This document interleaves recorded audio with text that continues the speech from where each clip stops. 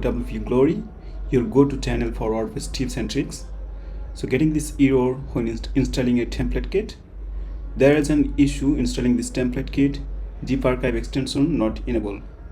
So let's first check if ZipArchive is enabled in your WordPress. So I'm going to click here and go to the system info. And as you can see, the zip installed status is no. So we have to enable this. So first of all, you have to log in on your cPanel account. And so this is my cPanel account, and let's search PHP. And as you can see, the select PHP version. So let's click here.